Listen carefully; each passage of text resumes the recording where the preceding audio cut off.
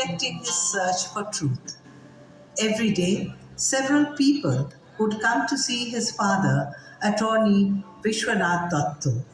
Each of them were provided with a earmarked hookah, separate for different castes and religions. Narendranath was curious to learn what misfortune would befall a person if he smoked a hookah meant for another person. One day, he took a whiff from all the hookahs. He was satisfied that nothing untoward happened to him by this act of breaking caste. Not only has Sri Ramakrishna's life provided the ideology of the Ramakrishna Math and Ramakrishna Mission, but he has also played the most active role in bringing into existence and giving organizational shape to the Ramakrishna Order, the mother institute of both the Math and the Mission.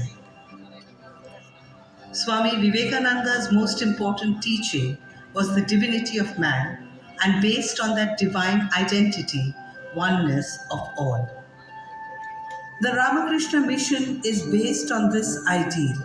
That is why, though it is a spiritual organization, it is engaged in extensive service irrespective of caste, creed, and religion. Ramakrishna Mission's object is to help people attain self realization, fulfilling their physical, mental, intellectual, and spiritual needs. Like in South Africa, in Fiji, in Mauritius, Sri Lanka, Bangladesh, many countries in which the Ramakrishna mission is active, where both are done. There is spiritual teaching, the transmission of India's ancient spiritual wisdom, but also educational services, medical services, poverty alleviation programs, increasingly in Africa, not only in South Africa, but in Lusaka, in Zambia, and other areas where we're considering expanding our activities, where there is a lot to be done in terms of service to suffering humanity. If you go to America, you will find the emphasis is on the transmission of spirituality, on the teaching of Vedanta, on yoga, teaching of bhakti, which people there probably need more and more. Sri Ramakrishna ended his mortal activities in 1886. For 5 years after this, Vivekananda traveled extensively through India, sometimes by train and sometimes on foot. Sometimes going without food for days and sometimes receiving royal hospitality. This travel gave him an opportunity to know his country with all its strengths and weaknesses. But underlying all diversity, there was the oneness of spiritual vision. On September 11, 1893, Vivekananda presented his first lecture at the Parliament of Religions in Chicago. The spirit of universality in the lecture completely captivated the audience. Overnight, he became famous. But that night, sleep eluded him. Lying on the floor in his luxurious room, he cried all night, thinking of the poverty-stricken masses of India.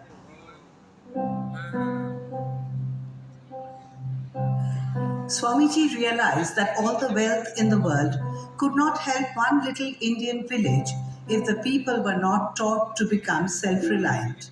He also realized that the only way for the nation to move forward was through education. Swamiji's catchword regarding education was Western science coupled with Vedanta.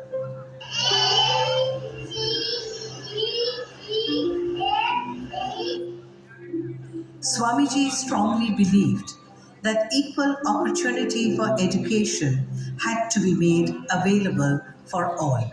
Today, besides a deemed university, the Ramakrishna Mission has 540 schools and colleges, 1,056 night schools, non-formal schools, and coaching centers.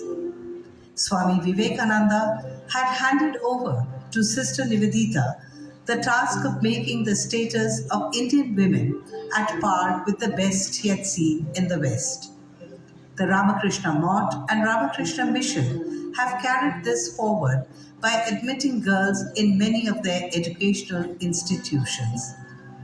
In 2020-21, the total number of boys receiving their education at a Ramakrishna Mission institution was 83,331, and the total number of girls was 50,220. The total cost incurred by the order to run these institutions in 2020-21 was 452 crores INR. Besides this, the Mott and Mission regularly hold workshops, technical training programs, and seminars through which several thousand people are benefited. The Ramakrishna Mott and Ramakrishna Mission also run non formal educational centers in rural and inaccessible areas as well as in the tribal belts. It was a time when Ramakrishna Mission sadhus approached them to provide them education, provide them health facilities, but they'll be chasing down. That is their nature. They don't accept anybody from outside. Now, after 50 years of service, instead of sadhus, the monks going to their hamlets somewhere deep inside the forest, these people come back to Ramakrishna Mission and be in line that somehow take my son to your institute because that is providing the best. That has brought in education, that has brought in culture, that has brought in patriotism, that has brought in development. They feel without Ramakrishna Mission, in Arunachal, I'm telling, the film without Ramakrishna Mission, Arunachal would have never become what it is today. There are mostly 15 centers in Northeast. Out of that, 8 centers are dedicated exclusively for tribal people. One in Manipur, that is in Imphal, 4 in Arunachal, another 3, sorry, rather 2 in Meghalaya, in form of Shillong and Cherrapunji. They have sub-centers, but this is how it is going on. And also one center in Tripura, that is Vivekanagar, that is also dedicated for tribal people. The light of Swamiji's vision has today spread across the world. As one enters the gates of Belur Mott, one comes across this modest building on the right. This is the headquarters of the Ramakrishna Mott and Mission, the nerve center of their worldwide activities. The organizational structure is headed by the President Maharaj, and the administrative functions are managed by a governing body and a board of trustees represented by the General Secretary. Sri Ramakrishna trained a group of young disciples to be torchbearers of his message and through them laid the foundation of the new Ramakrishna order. The seeds of the Mott and the mission were sown in Dakshineshwar. The plan gradually received clarity at the Shampukur and Koshipur houses. Sri Ramakrishna reached Koshipur on December 11, 1885. Most of his young disciples came to Koshipur to stay with the Master and serve him. He poured into their hearts the fire of renunciation and the thirst for realizing the truth. One day, he distributed saffron robes worn by monks and rosaries of Rudraksha beads to 11 of his future monastic disciples. To enable Narendra to shoulder the arduous task of being their leader, the master gave him special training. Not only that, 3 or 4 days before his passing, he also mysteriously transmitted his powers to Narendra. Sri Ramakrishna later told him affectionately, "Today, giving you my all, I have become a fakir. With this power, you are to do great things for the good of the world." After the passing of Sri Ramakrishna, the disciples had to leave the Koshipur garden house. Thus, the budding monastery at Koshipur, that was nurtured by Sri Ramakrishna with great care and attention, seemed to be nipped in the bud. One day, Sri Surendranath Mitra, a lay disciple of Sri Ramakrishna, received a divine command from the Master to provide rent for a house in Calcutta where Narendra and his brother disciples could shift their monastery. A dilapidated building at Boranagar, infamous as a haunted house, was rented for the purpose. 2 Two other disciples, Balaram Bose and Girish Chandra Ghosh, also came forward with financial support. Taroknath and Buro Gopal were the first among the disciples to move to the monastery. They were followed by Narendra Rakhal, Kali Prasad Sharat, and Shoshi. Niranjan, Baburam, Shubodh, Sharada Prasanno, Jogin, Latu, and Gangadhar also joined them. In January 1887, Narendra, along with 9 other disciples, took formal monastic vows at the Baranagar Mott. At the newly established Mott, the young monks lived a life of severe austerity, meditation, study, and prayer. The monks would meditate through the day and sometimes late into the night. They lived on what chance brought them. There were days when they had nothing to eat. For months, they lived on the boiled leaves of the bimba creeper and rice. But these inconveniences mattered little. They were swept away by a wave of ecstatic love and devotion for the Master and the ideals he had preached. A few days before Sri Ramakrishna's birth anniversary, on February 29, 1892, the Boranagar Mott shifted to 59 Ramchandra Bagchi Lane in Alambazar. Swamiji wrote several letters to his brother monks from America, urging them to stand by the poor and oppressed. He asked them to first ensure that people did not suffer from hunger, and later provide them with education so that they could become self reliant and stand by others.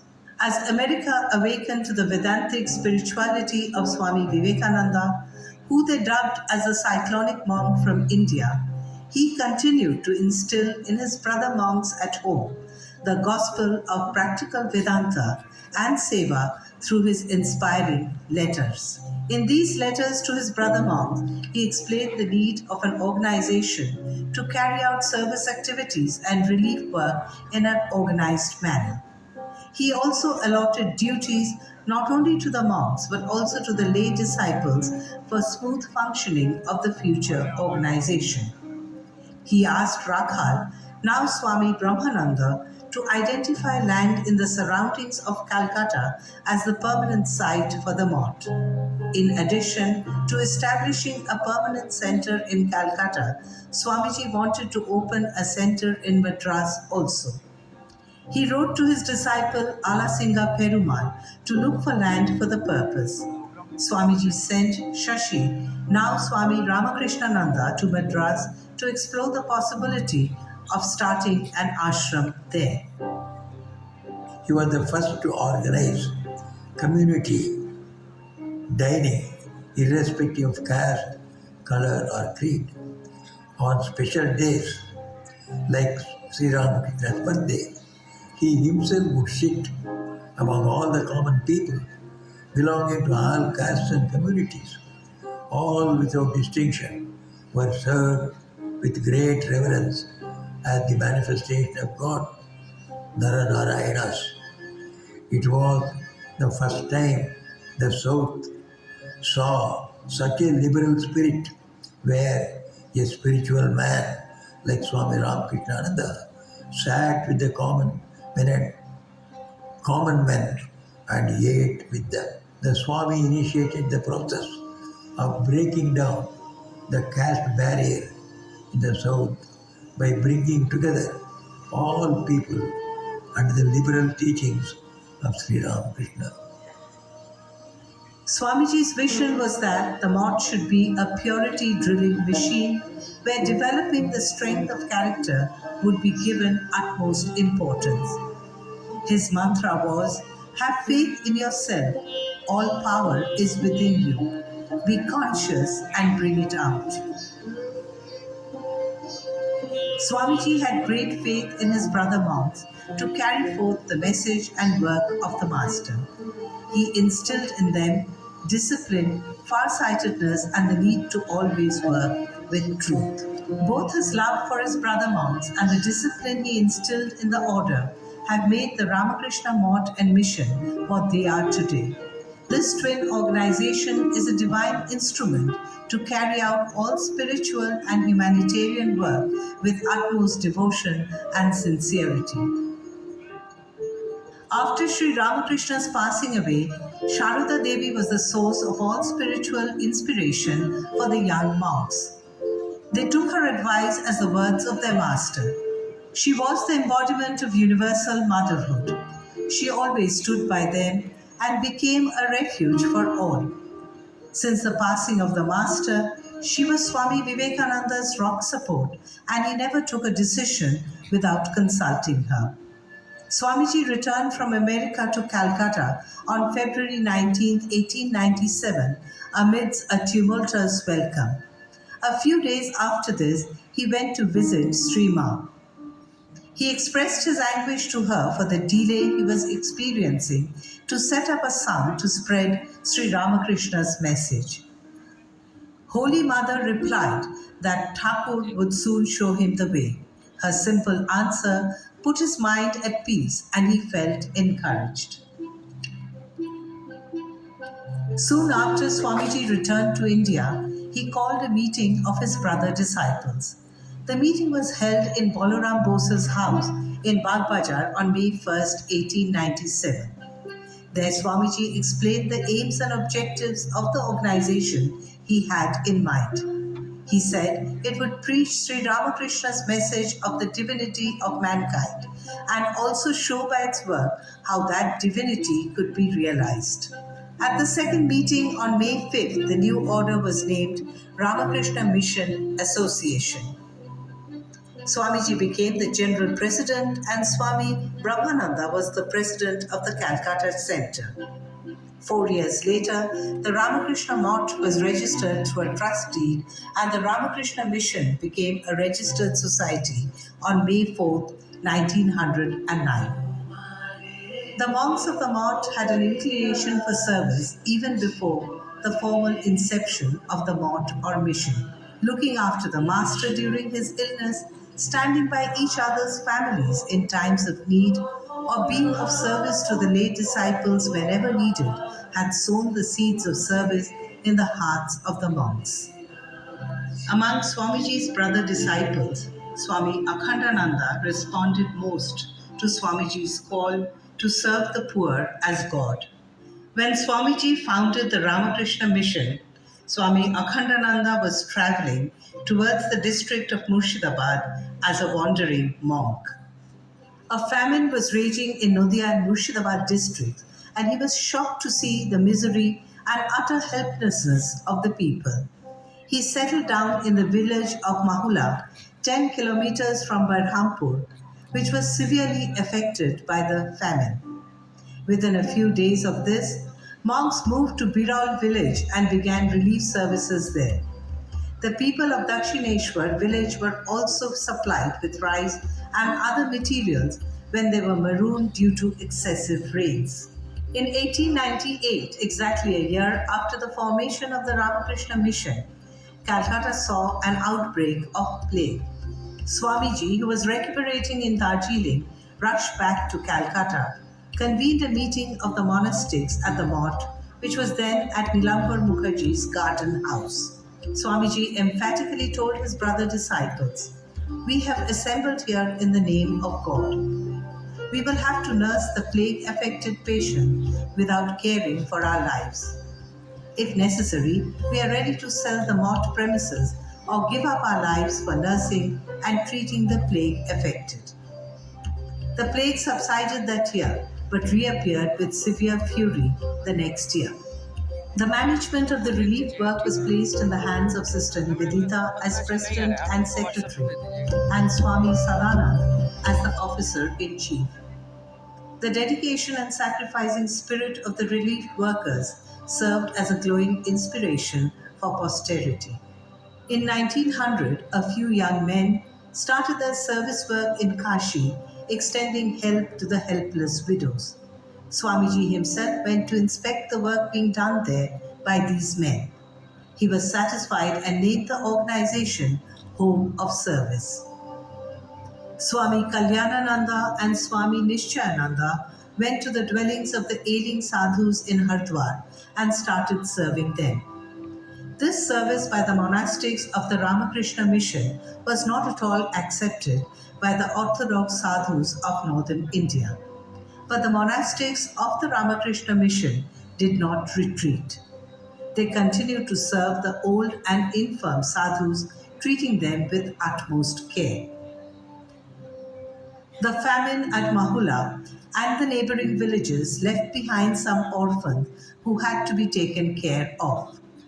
Swami Akhandananda readily took charge of two of them, who formed the nucleus of the future Ramakrishna Mission ashram at Shargachi. Initiated at the end of 1897 as an orphanage, the ashram turned to educational, philanthropic, and spiritual fields in stages. This was Ramakrishna Mission's first branch center.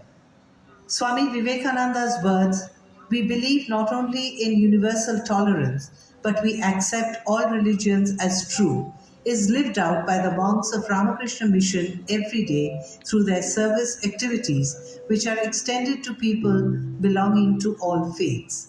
People also come forward, irrespective of their religions, to support Ramakrishna Mission's activities. The mott at Alambazar suffered severe damages on June 12, 1897, due to an earthquake and needed extensive repairs. Plans for the establishment of a permanent mott were underway but was getting delayed due to fund constraints. On February 13, 1898, the mott was shifted to the garden house of Nilambar Mukherjee at 48 Lala Babu Sayar Road, which was closer to the land chosen as the permanent site for the monastery. On February 3, 1898, an agreement had been entered into for this land. The plot was ultimately secured for Rs 39,000 on March 4, 1898, with money donated by Swamiji's Chilean-British disciple Francis Henrietta Mueller. The land, measuring 7 acres, was a furlong to the north of Nilambar Babu's garden house. The supervision of all new construction work at the new premises was done by Hari Prashanno, later Swami Vijnanananda. There was a one-storied building for dwelling purposes with 2 rooms on the northern side and another on the south, connected by a veranda facing the Ganges. A few trees surrounded the building. These included a mango tree, which till today is always referred to as Swamiji's mango tree. The 3 Devdaru or pagoda trees on the southern side of the land, on the northwest of Swamiji's temple, also stand witness to the 125-year history of the mott. Swami Vijnananda's task was to remodel the main building by adding some more rooms above as well as one on the southern side. In this room, Swamiji spent the last few years of his life.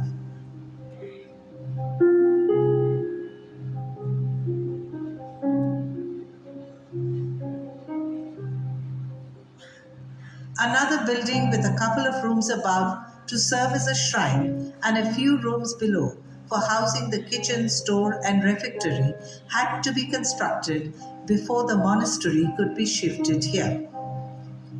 In 1901, Durga Puja was celebrated for the first time at Belur Mott. 4 or 5 days before Durga Puja, Swami Brahmananda had a vision of Mother Durga coming across the river from Dakshineshwar and stopping near the Bilva tree in the Mott compound. Swamiji too had a vision of Durga Puja being celebrated at the Mott. The worship of the goddess was conducted in strict accordance with scriptural injunctions. The poor were sumptuously fed on all days of the puja. As a result of the celebration, the Orthodox members of the Hindu community in the neighborhood lost their animosity towards the monks and became convinced that they were truly Hindu sannyasis. That year, Lakshmi Puja and Kali Puja were also celebrated, and the tradition continues at Belur Mott till date.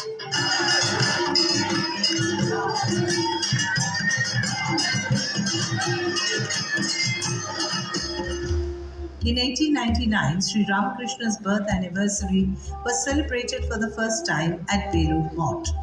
A few disciples had begun celebrating this auspicious day from 1881 when Sri Ramakrishna was living at the Dakshineshwar temple.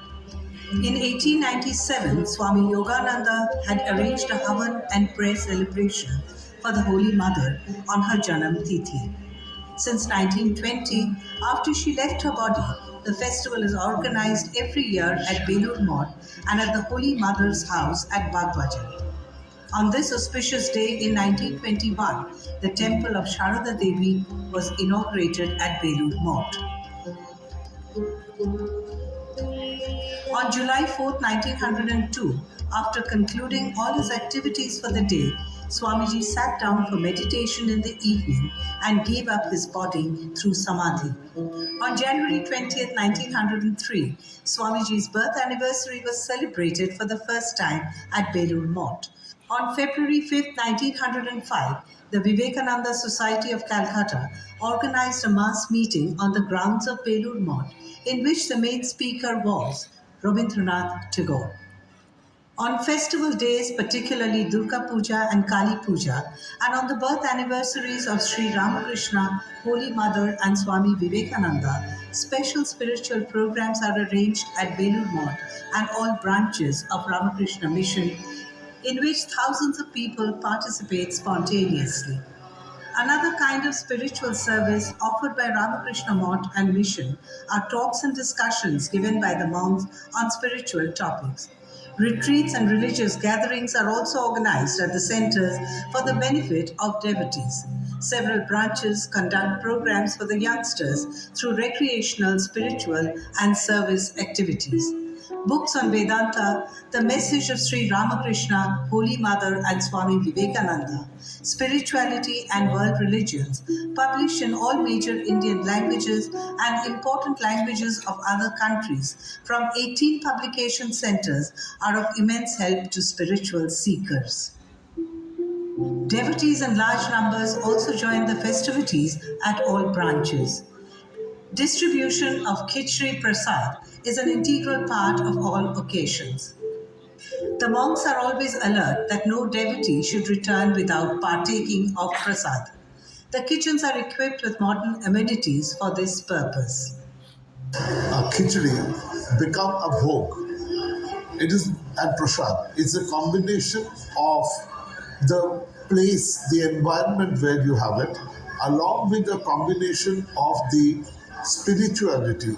In Ramakrishna Mission, for ages we've been having it, and it's really unparalleled taste. It is served in an environment where you have the richest of rich and poor people sitting together, and parallelly sitting together and having it, serving it, the seva bhav in that, the bhakti bhav in that, in the service itself, with the taste combination, it's unique and actually divine. They also make one particular dish, which is the paesh, which is payasam, in the form of kheer, but that is divine.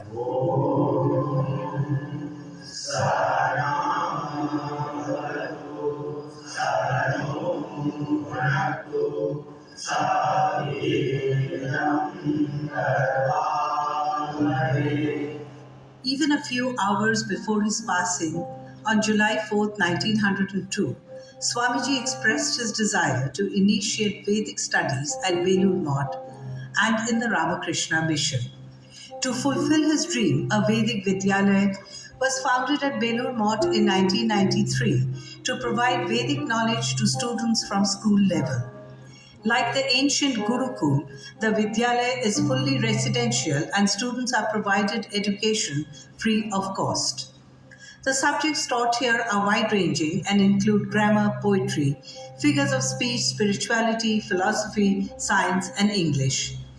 Swami Vivekananda established the mission in 1897.